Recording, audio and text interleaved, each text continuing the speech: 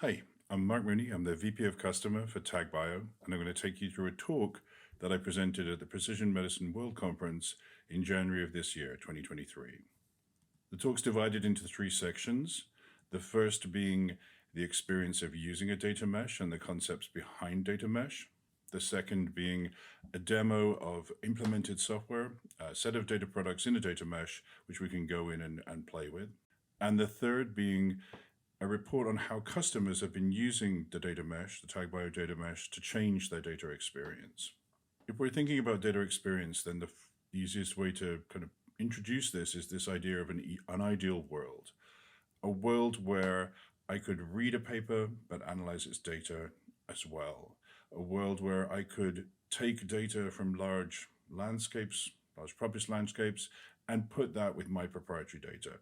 A world where I could cross-compare two cohorts between clinical trials, or I could go back to a trial that I'd looked at 4 years ago and find specific labs from specific transfusion and bring that data out, just find that data in real time.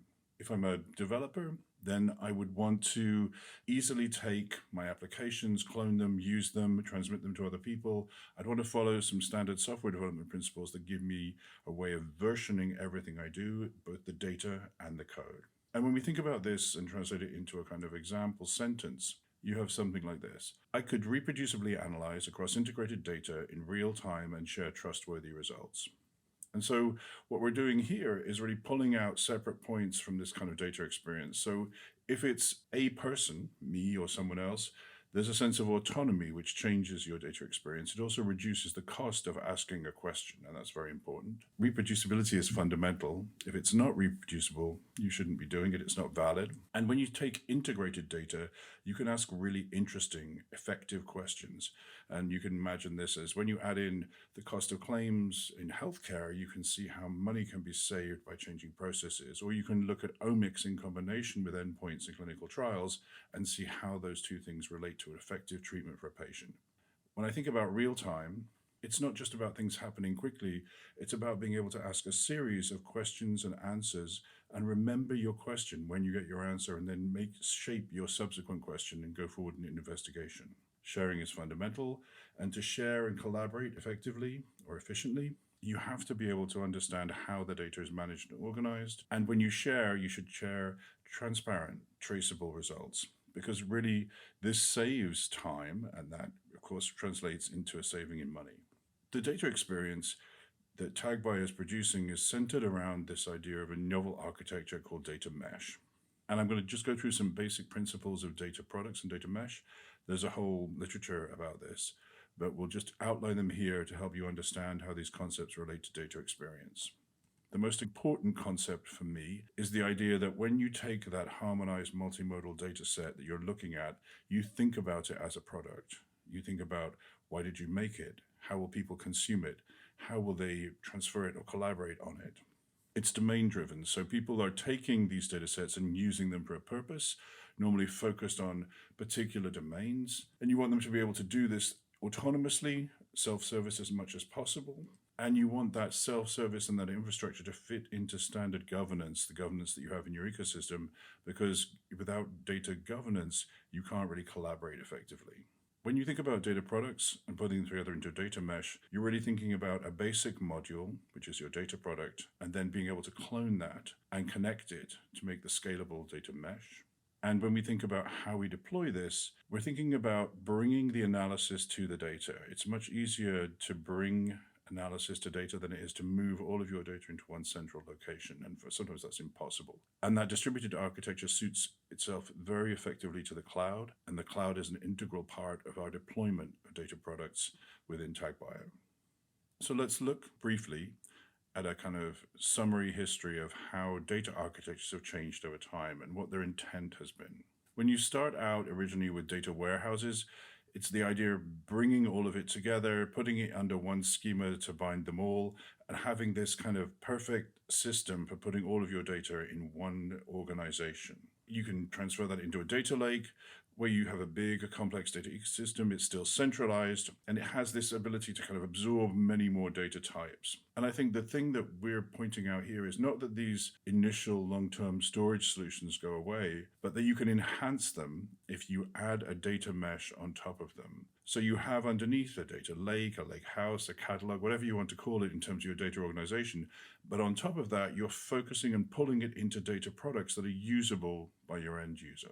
And this decentralization also allows a lot of other features that are really advantageous to changing your data experience. So let's take a standard view of an enterprise data architecture. So this is a kind of generic view. On your left, you have data sources. They're ingested, they're processed, they're stored. They can then be cataloged or identified to make them more easily usable. FAIR principles, so findable, actionable, interoperable, reproducible, are really helpful in this regard. But the thing that we want to add in is how do you use the data? And the usage here is mostly ad hoc, where you're going in, pulling out data, presenting some kind of analysis and visualization, and doing that over and over again in a not very reproducible way.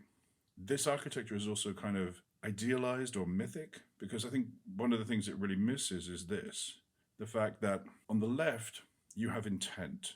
So your data doesn't mysteriously appear in your data sources. It's made for a reason, and it's made by researchers, business users, and data scientists, and they have a clear intent when they're creating these data sets. There's a purpose to making them. And that intent tends to get lost when it's transferred from the people who made it, who know why they wanted it, into the people who are managing how it's stored or organized or processed. Those two people don't always communicate well, and you can lose the intent as you pass through this architecture and then not really effectively create the knowledge that you want on the right. Our solution to this is to pull this through and kind of focus the data through a Tag.bio data mesh.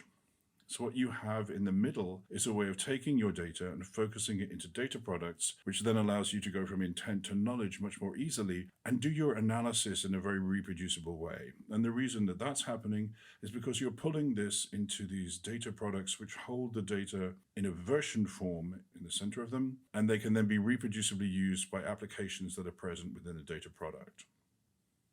So what does Tag.bio do? Tag.bio has been described as a customizable data mesh in a box. And what that really breaks out into is 3 layers of solution. The first one is to map data into data products. So these are domain-driven data products, the data is harmonized, and there's a decentralized application layer. So there are apps that fit within each data product, and the decentralization occurs because your data products can be run anywhere in the cloud, but connected to form a data mesh in step 2. In step 3, you need a way to analyze or view your data products. And to do that, you have to be able to see them in some kind of UI. Because there are different needs for different users, we have 2 UIs, one based on the needs of clickers, people who don't code, and one based on the needs of coders, people who want to extract data directly and then just push it into some other kind of IDE, run it in our studio, or run it in a Jupyter notebook, but basically apply their own software data skills to the data. So that begs the question, what is a data product? What's this central unit that we're using, this module that we're creating? And you can think of a data product as 3 stacks focused around data in the center. And you can also think of it as 2 halves, really. So your data comes in, it's mapped into that central versioned data model, and then you extract knowledge from that central data model. So we think that when you're extracting or analyzing data, you're kind of distilling it down to certain pieces or subsections of data. And this is the idea of there's value in mapping and organizing your data and focusing your intent, but there's also value in enabling you to do rapid analysis and extract distillations from that data model. The easiest way to show you how a data product works is perhaps take you through a build process. So on the left, you're bringing in multimodal processed data sources. So an example would be bringing in VCFs rather than FASTQ or BAM files, or bringing in metadata about images rather than the images themselves. You're taking that data using generic mapping to pull it in around a central entity. An entity for a clinical trial might be a clinical trial participant. An entity for a healthcare data set might be a patient. You bring the data from these many sources into a versioned, immutable, and harmonized data snapshot. And this idea of integrated harmonized data, which is versioned, can then act as a source of data truth for extraction of data frames used in AI ML, for instance, or just data that you want to run through any other processes within your organization. The second part of the data product allows the analysis to occur, and this is the use of a variety of algorithms, mostly around basic statistics, comparison clustering, also some machine learning and regression, and then the ability to plug in R and Python algorithms as you wish. And the third part allows for the communication out, the knowledge out from the data product. A smart API sets up standard communication methods for a single data product and also for the communication from one data product to another. And when you're extracting your knowledge, we talk about useful data artifacts, the extraction of UDATs. An example of this would be a particular cohort within a clinical trial or a patient population, or a particular gene signature that might relate to a responsive population in the trial. So we looked at a model, a picture of a data product, but underneath that set of concepts, it's all basically outlined in code.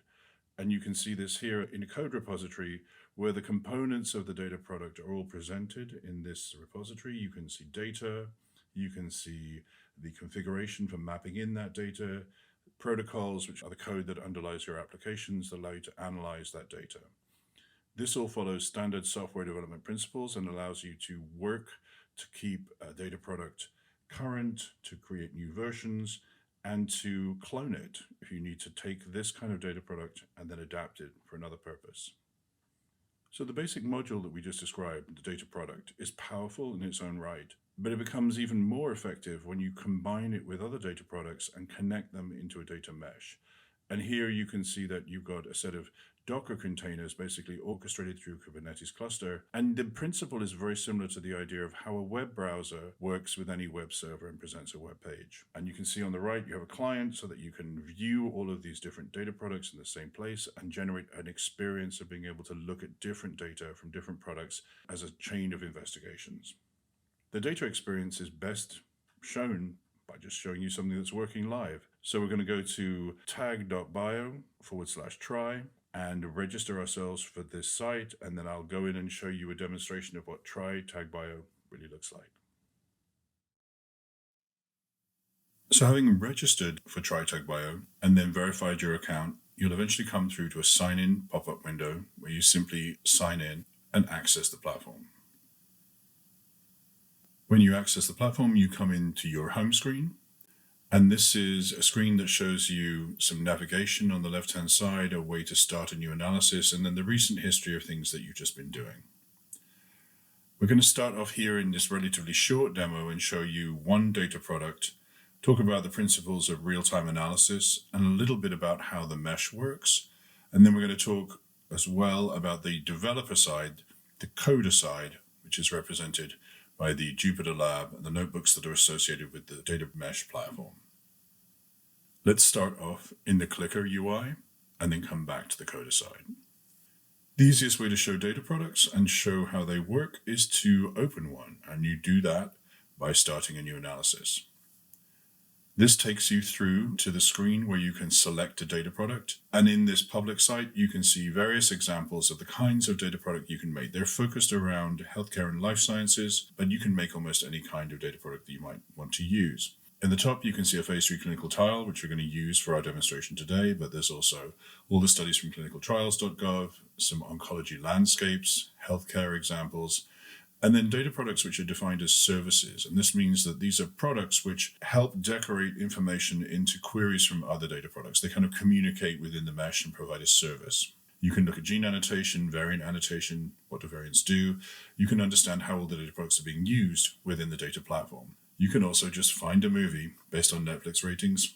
And there are also some educational or tutorial data products that allow you to understand how data products are built, how the code is written, and how everything works to create one so that you can create your own example or your own example of apps. Let's go back to the top. You can use the tags here and start the demonstration in relation to this data product. And so I opened the data product by clicking on it. And if you think about the ideal world example where we were thinking about what's a great data experience to have, One of them is to be able to read a paper and then also look at the data that underlies that paper at the same time. So here is a paper that was published on a phase 3 renal cancer clinical trial, where I could go in and I could understand their conclusions by reading about them. But I can also go back into this data product, which took that data, which is also represented in the clinicaltrials.gov, and I could ask a question by running an app. And so we're going to go down to here and pick an app. There's many of them that you could go and investigate, but do that when you've registered. And come here and just click on the app. So in the same way as you clicked on the data product to find out more about it, here you can click on the app to fill in information that allows you to ask a question.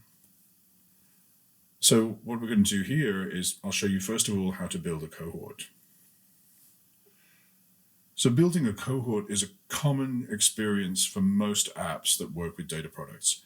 Think about the underlying data model for a data product as an enormous table.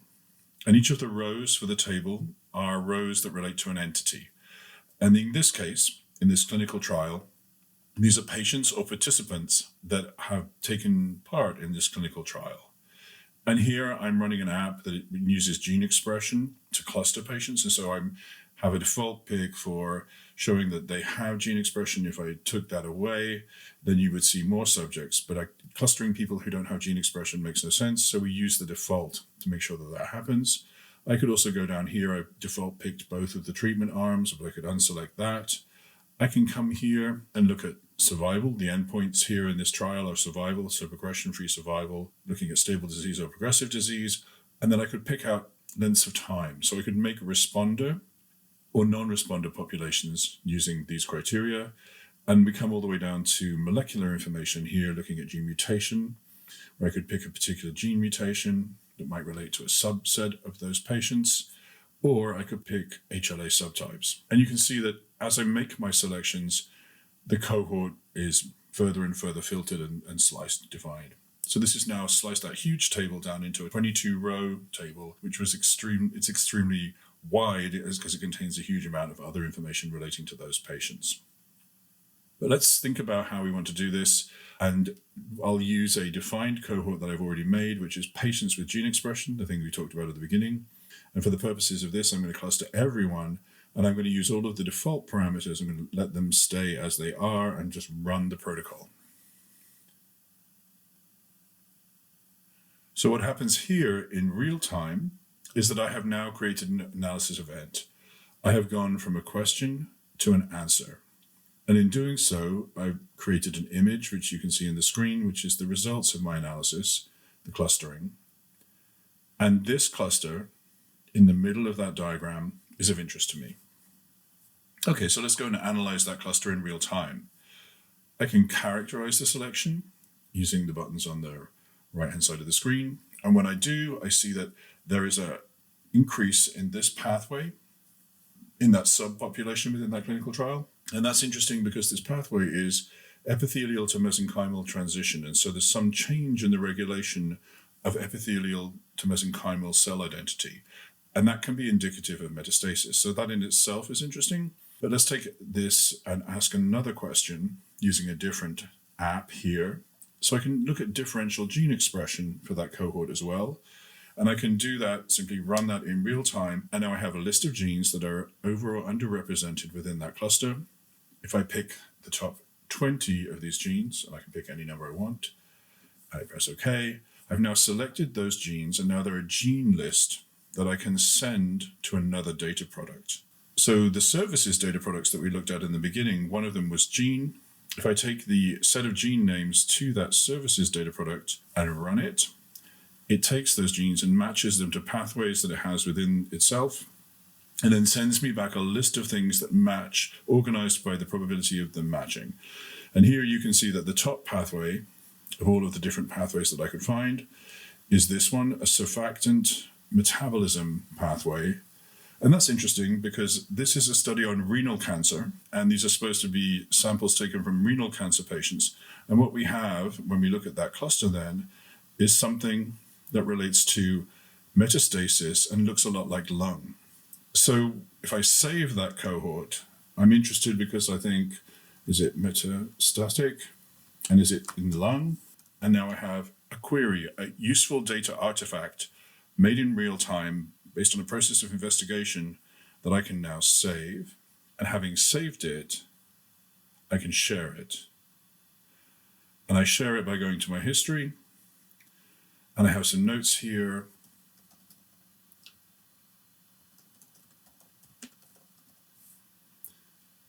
And I want to reanalyze in some way. And so I save my notes and then share it with someone else on the platform. In this case, Jesse, who also works at Tag.bio.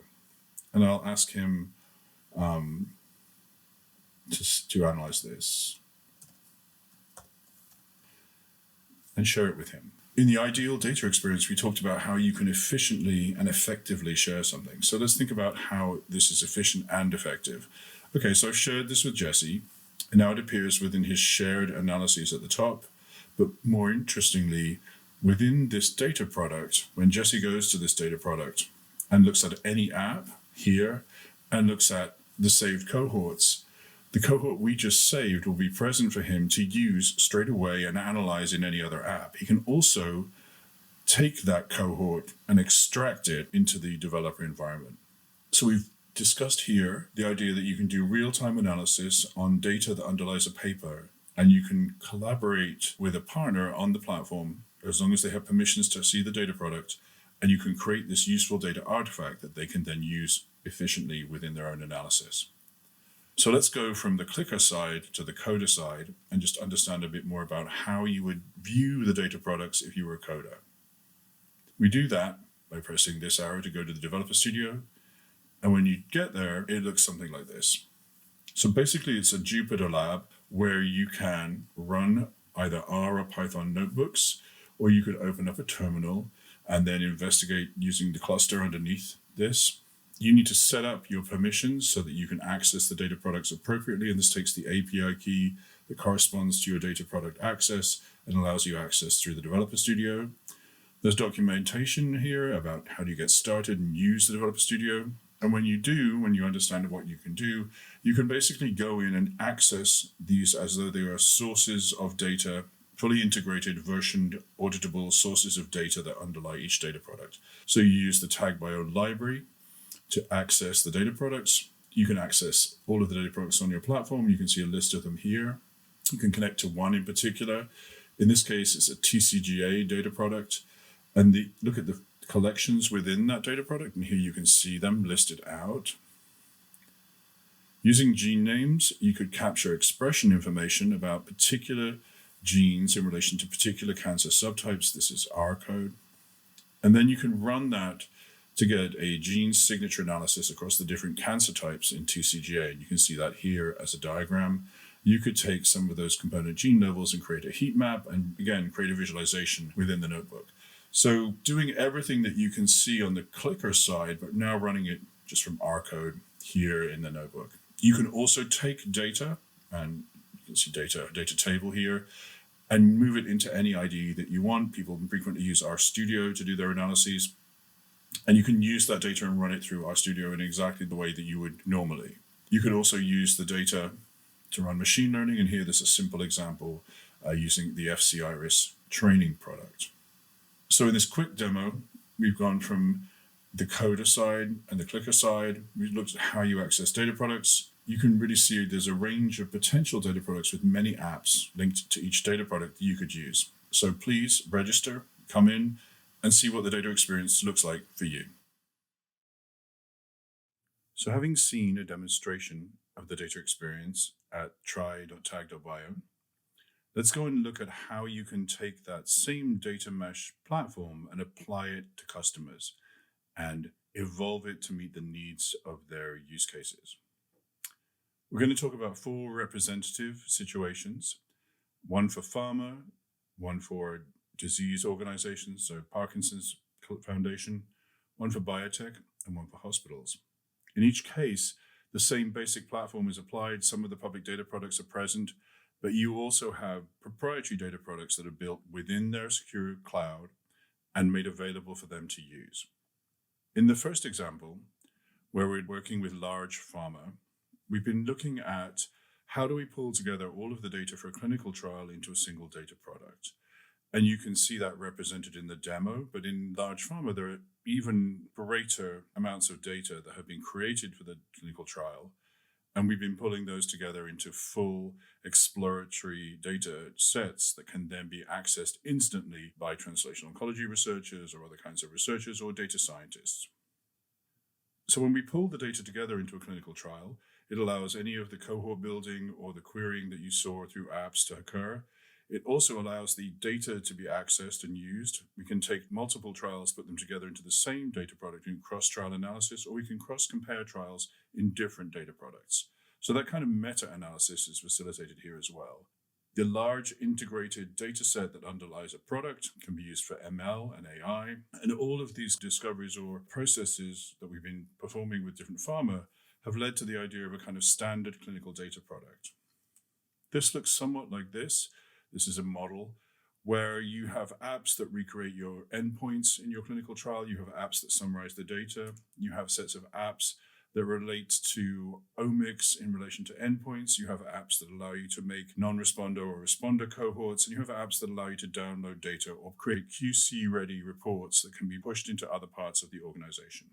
What we found is that, on the whole, you can create a kind of 80-20 division where 80% of the data product is already pre-made with default apps. So you build your data archive, your data mapped model, and then you simply push it into a standardized data product. And then the last 20% of specialized apps or tweaking of particular data types you can do with further work, further customization. And this allows you to very quickly make data products from the initial data and make ready-made apps that are already there and just available to be used. The second example uses the fact that data products are containerized and organized within an available cloud. You can enable those data products to only be seen within your organization, but you can also use them as a point of collaboration. And this is what's happened with the Parkinson's Foundation, where we've taken their data relating to PD generation and put it into different kinds of data products. It works within their cloud, but they make it accessible to researchers or to patients or to other commercial organizations to come in and look at that data. And it looks something like this, where they have a platform, they have a variety of data products, and they simply control access to that platform and the data products, and therefore allow access to certain apps or certain kinds of analysis. In their system, you can see different kinds of products depending upon the data. There's a large cohort, which is becoming bigger over time. So it's now around 5,400. It will go up to 15,000 patients. And that's a combination of phenotypic and genomic information. If you look at the third data product, the clinical exome, this is where you store all of the variant information for the patient population present in the PD generation cohort above. So you can access this, you can use it if you have the correct permissions, you can come in here, you can construct a patient cohort based on genetics or phenotype, and then use that patient cohort as a basis for a clinical trial. So use that as a basis for recruiting into a clinical trial. In the third example, we constructed a platform for a diagnostics company. And this is CareDx, who are looking at different forms of transplantation, primarily kidney transplantation, and looking at diagnostics of tissue rejection or transplant rejection. We provided them with underlying data products that they could use for internal research, and this connects many forms of data that comes in from patients' phones or testing that has been done in a CLIA lab. And last but not least, we work with the UCSF, where we work with the value improvement team, particularly this gentleman, Jahan Fahimi, who was able to identify a single process and review it using data products held within their secure cloud. When he reviewed this process, he could save $3.9 million in direct cost avoidance per year, have fewer patient bed stays, and many fewer hospitalizations. And this was a single process taken from 10 years of their billing, claims, and encounter data. The data products look something like this, where you have 3 different data products that illustrate one of the features of data mesh. The same data is used to create each data product, but each one of them is focused on a different entity. The first one, patient activities, the second one, patient encounters, and the last one, patients and their characteristics. So in these data products, you can ask questions using these initial entities and get different kinds of answers depending upon what you're looking for. And this is something that you can do with any of the data products that we have. You can refocus them on other entities than they were initially created for. When you analyze the data products, use the same apps that you saw in the demonstration, and in this case, Some of them are tailored to specific purposes and some of them are more general. And the range of these are present for each data product. These were custom made for UCSF. Thank you for your time and attention listening to those 3 sections in this presentation. If you want to experience the data for yourself, then please come to try.tag.bio and enroll, as you can see here. And if you have any further questions about data products, data mesh, or how they would work in your organization, please just write to us at info@tag.bio, info@tag.bio. Thank you very much.